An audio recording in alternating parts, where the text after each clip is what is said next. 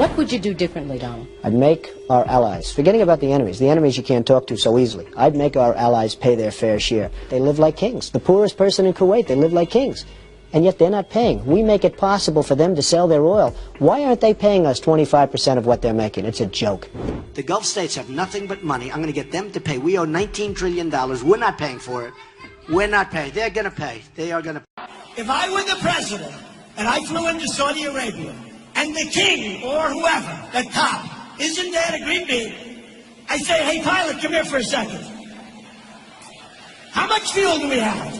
We got plenty, sir. It's Air Force One. I say, get back in those controls, pilot, and let's get out of here. Right? Let's get out of here. Then he goes to Saudi Arabia, and he lands in Saudi Arabia. Now, I like Saudi Arabia. Many friends from Saudi Arabia, they buy my condos. Oh, bing, bing, bing, bing. I love them. No problem. I love them. They're fine.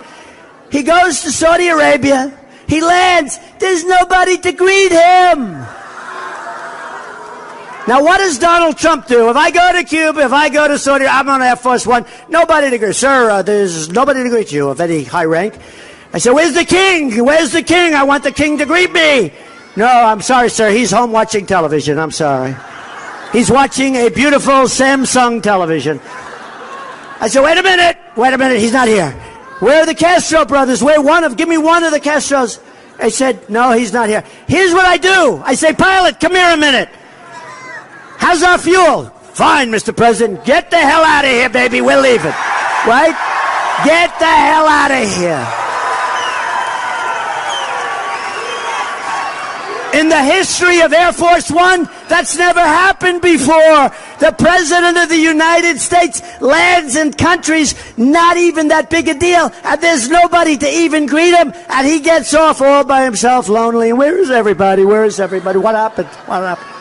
How about this? Because I was just thinking about this today. Remember the great King Solomon? I spoke to him this morning, a long talk, and I said to him, King, you got trillions of dollars. Without us, who knows what's going to happen? Maybe you're not going to be able to keep those airplanes. Because you know what? They'd be attacked. With us, they are like, safe. Totally safe. But we don't get what we should be getting. We want to do safe zones in Syria. I will get the Gulf states who are not doing much, believe me. The Gulf states have nothing but money. I'm going to get them to pay. We owe $19 trillion. We're not paying for it. We're not paying. They're going to pay. They are going to pay. We're going to get the Gulf states to pay for it. They're going to pay. Don't forget, without us, the Gulf states won't exist. They won't exist.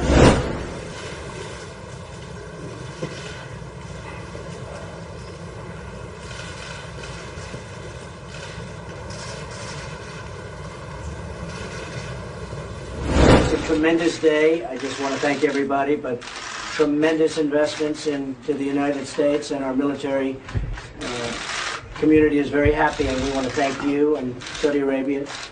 But hundreds of billions of dollars of investments into the United States, and jobs, jobs, jobs.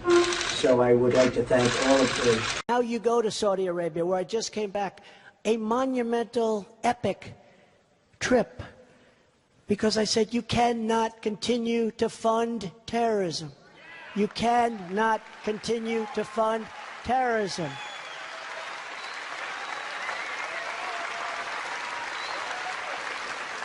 And the King of Saudi Arabia, who is really become he's a very special man. I mean that. He is taking it to heart. And now they're fighting with other countries that have been funding terrorism. And I think we had a huge impact. We will see. But I think we had a tremendous impact. We cannot let these incredibly rich nations fund radical Islamic terror or terrorism of any kind. We cannot let it happen. Cannot let it happen.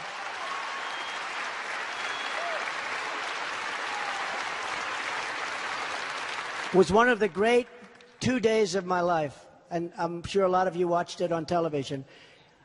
54 Muslim nations coming together, some immensely powerful, wealthy nations, and everybody in that room was unified, and the ones that weren't, they're trying to get them to be unified and to do the right thing. I think it could have a tremendous impact. But not only that, I said, for me to go, I'm only going, we had to negotiate, if you spend billions of dollars, billions, on having things manufactured in our country with our jobs and our workers for your country.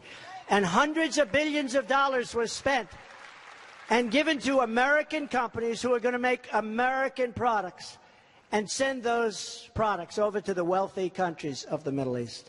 I mean hundreds of billions of dollars. And people haven't talked about that, but to me that was very important because we want those jobs.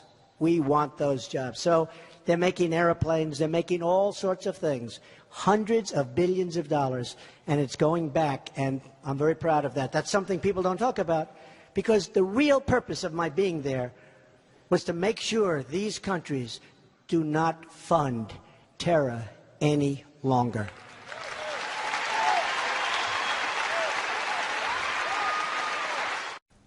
I also want to thank President Macron for France's vital contribution to our very successful campaign against ISIS. As we drive these ISIS killers from Syria, it is essential that the responsible nations of the Middle East step up their own contributions to prevent Iran from profiting off the success of our anti-ISIS effort.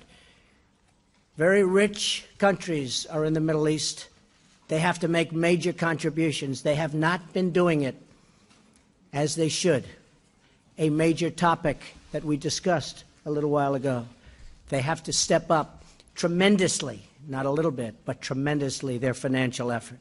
In countries that are in the area, some of which are immensely wealthy, would not be there except for the United States and to a lesser extent France. But they wouldn't be there except for the United States. They wouldn't last a week. We are protecting them. They have to now step up and pay for what's happening.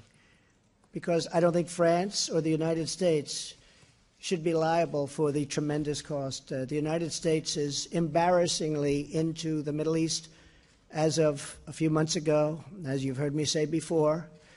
And I don't take responsibility, but I would be very embarrassed if I had to. $7 trillion. And when we want to build, Mr. President, our infrastructure, everybody says, oh, we want to be careful with our money. When we want to fix a highway or we want to build schools and lots of other things, tunnels, bridges, they say, oh, let's be careful with our money.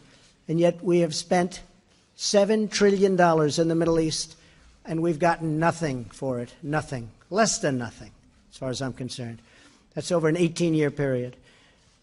The countries that are there, that you all know very well, are immensely wealthy. They're going to have to pay for this. And I think the President and I agree very much on that. And they will pay for it. They will pay for it. We've spoken to them. They will pay for it. The United States will not continue to pay. And they will also put soldiers on the ground, which they're not doing. And we will, in fact, bring lots of people home. We will have a strong blockage to the Mediterranean, which to me is very important.